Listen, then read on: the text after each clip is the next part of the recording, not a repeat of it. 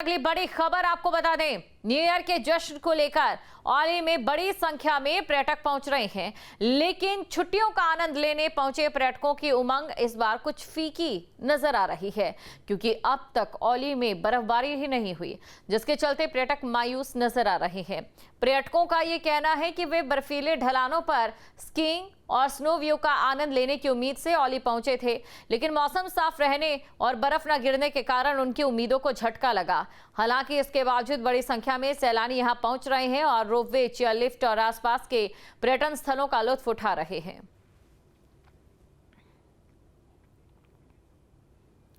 और अल्मोड़ा में गुलदार का आतंक देखने को मिल रहा है। गुलदार की वजह से दहशत का माहौल बना हुआ है। शाम होते ही लोग घरों के अंदर कैद होने को मजबूर हो रहे हैं। लोगों ने वन विभाग से पिंजरा लगाने की मांग की और साथ ही संवेदनशील इलाकों में गश्त, ट्रैप कैमरे और निगरानी बढ़ाने की मांग की है। तस्वीरें आपके सामने, वन विभाग से एक्शन की मांग यहां पर की जा रही है। एक बार तस्वीर आप देखिए, यहां घरों के बाहर, दरवाजों के बाहर गुलदार चहलकदमी कर रहे हैं, तो कहीं पर ये गुलदार लोगों के घरों में बैठकर धूप भी सेक रहे हैं।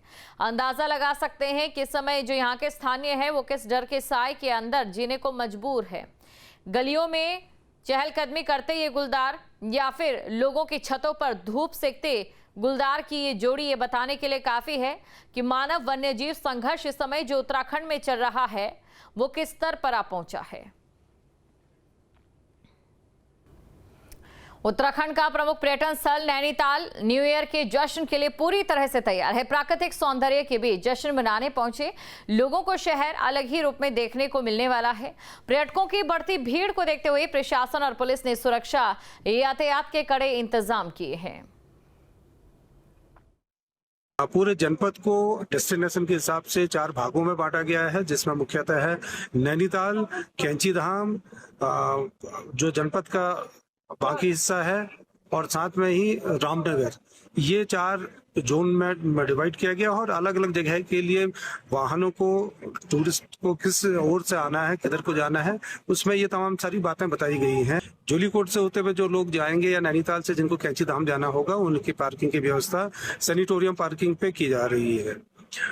जब अंदर की सारी पार्किंग फुल हो जाएंगी, उसके बाद जो हमारे बाहर आइडेंटिफाइड पार्किंग लॉट हैं, उन जो चिन्हित किए गए हैं, उन जगहों पे पार्किंग की जाएगी और वहां से ही शटल के माध्यम से जितने पर्यटक हैं उनको अपने डेस्टिनेशन पे भेजा जाएगा। रूसी 1 और रूसी 2 नैनीताल के लिए डेजिग्नेटेड पार्किंग स्थान है, जहां से शटल के माध्यम से नैनीताल को भेजा जाएगा। टिहरी झील के चारों ओर पर्यटन और कनेक्टिविटी को बढ़ावा देने के लिए प्रस्तावित 1200 करोड़ रुपए की रिंग रोड का विरोध देखा जा रहा है। परियोजना का स्थानीय ग्रामीणों ने पुरजोर विरोध शुरू कर दिया। रोलाकोट के भीमेश्वर महादेव मंदिर में रिंग रोड संघर्ष समिति के नेतृत्व में दर्जनों गांव के प्रतिनिधियों ने बैठक कर शासन प्रशासन के खिलाफ मोर्चा खोल दिया।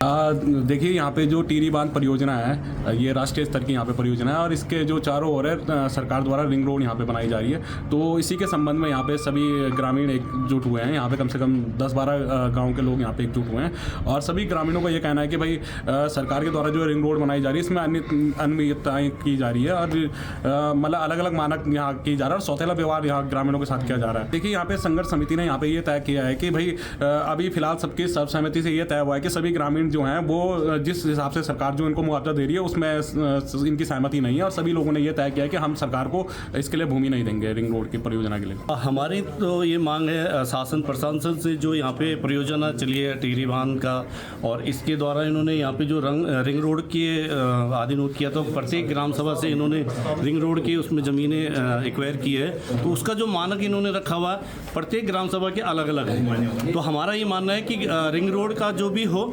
एक मानक हो। मांग हमारी ये जो रिंग रोड का सड़क कार्य शुरू हो रहा है, इसमें गवर्नमेंट ने अलग अलग सर्किट, अलग अलग एरिया का अलग अलग रखा हुआ है। हमारा कहना ये है कि एक जैसा सर्किट रखे, एक लट्ठी से सबको पीटे। हमारी मांग आप जिला प्रशासन से हो या मुख्य प्रशासन से हो, हमारी ही मांग है कि जो ये रिंग रोड जो ये बन रही है हमारे यहाँ पे, तो इसमें हम बिल्कुल ही अपने जो जल जंगल ज़मीन हम बिल्कुल देने को तैयार नहीं हैं। उधम सिंह नगर में किसानों ने अपनी मांगों को लेकर धरना प्रदर्शन किया। जसपुर में भारतीय किसान यूनियन की अगुवाई में किसान अनशन पर बैठ गए। करीब 10 घंटे तक किसान अनशन पर बैठे रहे और इस दौरान किसान यूनियन के संरक्षक जगजीत सिंह भुल्लर ने कहा, ये अनशन अधिकारियों के रहने पर नहीं बल्कि अपने किसान साथियों की सहमति पर समाप्त कर रहे हैं।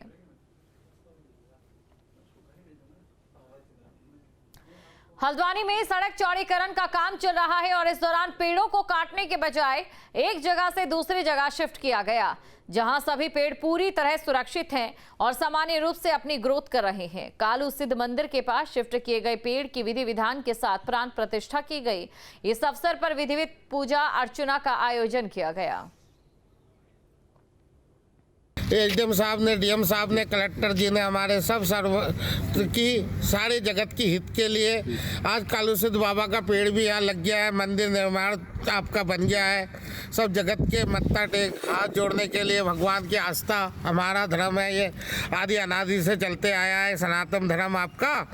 ये जगत हित के लिए अब ये पीपल का पेड़ को यहाँ लगा दिया है। भगवान तो हमेशा अजर अमर है और वहाँ भी ब्रह्मदेव बाबा का पेड़ लगा दिया कल भक्तों के द्वारा, सब हमारे अफसर अधिकारियों के द्वारा है सर, संतों के द्वारा, नगर के साथ है जी भगवान। इसीलिए अब यहाँ पर ये आपके कालू सिद्ध बाबा का पीपल का पेड़ था, यहाँ भी स्थापना हो गई बाबा की। और देहरादून में त्रिपुरा के एक छात्र की चाकू से गोदकर हत्या कर दी गई है। एंजल चकमा की मौत के बाद नॉर्थ ईस्ट संगठन से जुड़े हुए स्टूडेंट्स में आक्रोश है। बता दें कि शराब के नशे में धुत युवकों के हमले में एमबीए छात्र एंजल चकमा गंभीर रूप से घायल हुआ था। 9 दिसंबर 2025 को हुई घटना के बाद वो 17 दिनों तक आईसीयू में जिंदगी और मौत से जूझता रहा, लेकिन इलाज के दौरान उसकी मौत हो गई। वहीं एंजल चकमा की मौत के बाद नॉर्थ ईस्ट संगठन से जुड़े हुए स्टूडेंट्स में आक्रोश है।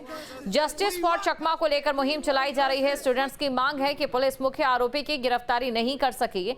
इस तरह की घटना का पुलिस संज्ञान ले, जिससे आगे ऐसी घटनाओं का सामना ना करना पड़े। सैलाकुई थाने की पुलिस ने इस मामले में अब तक 5 आरोपियों को गिरफ्तार किया। पुलिस के अनुसार आरोपियों में एक छात्र मणिपुर का रहने वाला शामिल है। हालांकि इस वारदात का मुख्य आरोपी अभी भी फरार है और उसकी तलाश जारी है। हम लोग की एक ही मांग है, वी वांट जस्टिस। हमारे भाई को जस्टिस मिलना चाहिए। जैसा वो लोग यहाँ पे हम लोग को लाके पढ़ाते हैं, इतना महंगा फीस पे करते हैं हम लोग, उस चीज़ के नाम पे हमें कुछ भी नहीं मिलता है। तो अभी हमारे स्टूडेंट सब एंगर में है, सब लोग हाई पे है, क्योंकि ये आज का एक केस नहीं है, बहुत केस है, ऐसे बहुत केसेस है जो केस पेंडिंग भी होता है। तो इसीलिए हम चाहते हैं कि हमारे भाई एंजल चकमा को जस्टिस मिले, प्योर जस्टिस मिले और फुलफिल जल्दी हो। 2 तारीख की एक घटना हुई थी जिसमें का छात्र यहाँ अध्ययन था, उसका भाई भी यहाँ पर अध्ययनरत था और वो लोग अपना एक जगह पर बैठे हुए थे दुकान के बाहर, और वहाँ पर भी 5-6 युवक थे जो जिसमें मणिपुर का युवक था, और उनकी आपस में कोई बातचीत और बहसबाजी हो रही थी। और इसमें ऐसा प्रतीत हुआ कि शायद उन पर कोई कमेंट कर रहे हैं, जबकि उसमें जो इधर के बच्चे था और उनके साथ उधर जो मणिपुर का बच्चा था, उनके 2 लोग बैठे हुए थे। इसी कन्फ्यूजन वहाँ मारपीट हुई और मारपीट के बाद उस पर जो छात्र था उस पर हमला किया गया था और एक कड़े से उसके गले पर वार, जो कड़ा पहनते हाथों से उसको चोट लग गई थी। साथ ही साथ नुकीली चीज से पीछे भी उसको जख्म था। तो उसके बाद उसको काल हॉस्पिटल भेजा गया था और जब तहरीर आई थी, तहरीर पर मुकदमा दर्ज करने के बाद जो हमने उनको सबमिट किया था, 5 लोगों को जेल भेज दिए थे, वर्तमान में जेल में, क्योंकि इलाज के दौरान कल जो है ये मृत्यु हो गई थी छात्र की।